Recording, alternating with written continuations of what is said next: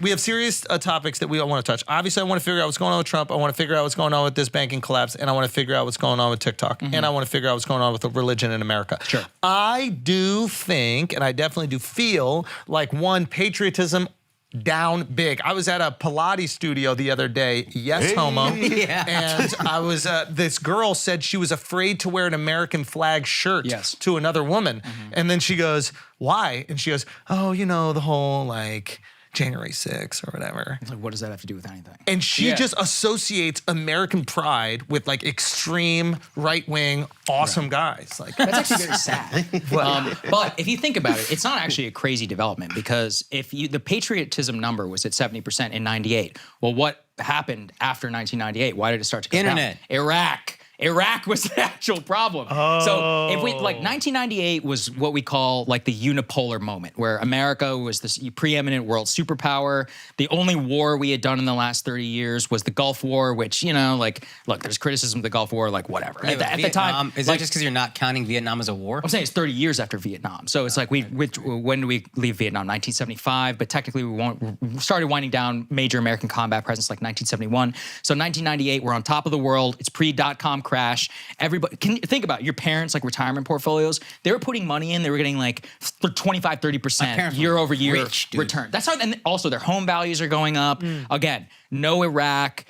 Clinton was president. Our biggest problem was the president got a blowjob in the Oval Office. Even after that, he had a 62% approval rating on the day he left office. Wow. This moment like doesn't exist anymore. And then if you see like 2019, we were already down to 61%. But I think that the big drop from 2019 to 23 is actually, I wouldn't even put January 6th in that one. What that is total loss of confidence in the government post-COVID. So it's on the right wing, you're like lockdowns, whatever, stimulus check. They robbed the election from Trump. That's one. Yes. But then on the left wing, you're like, I can't even believe they stormed the Capitol. Trump didn't get convicted. Yes.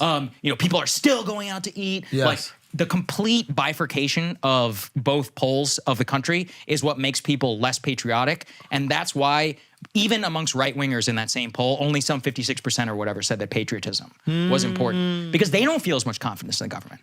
Now, so it's really bad.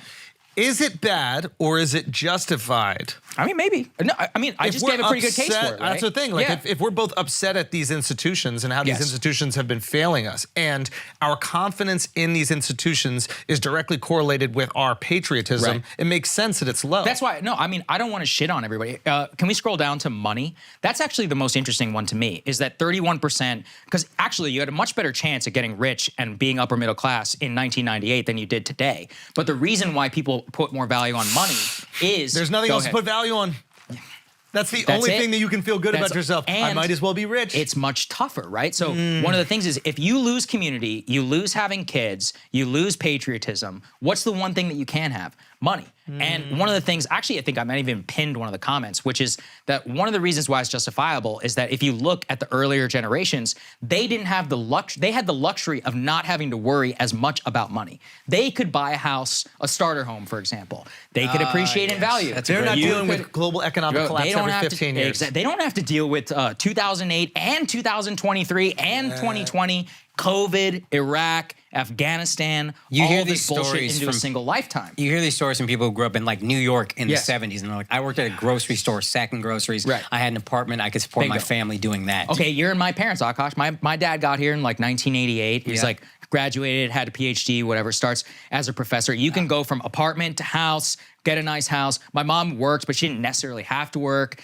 My sister and I got to go to college. Like, this was a standard American dream that was cool for immigrants and for most American citizens, by and large, by 1998.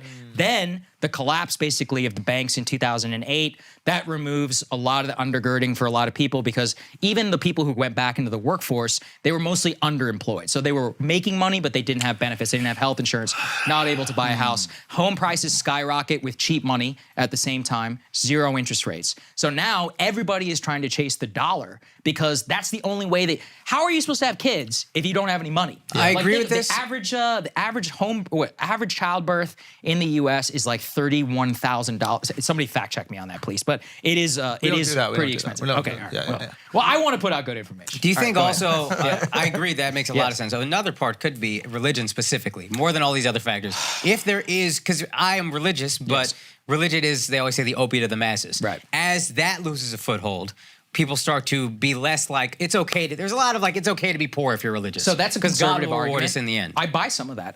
Look, this is all like multifaceted. There's no one explanation for any of this. Like that's the religious example. Like, well, the moment we lost God, then we stopped having care about kids. We stopped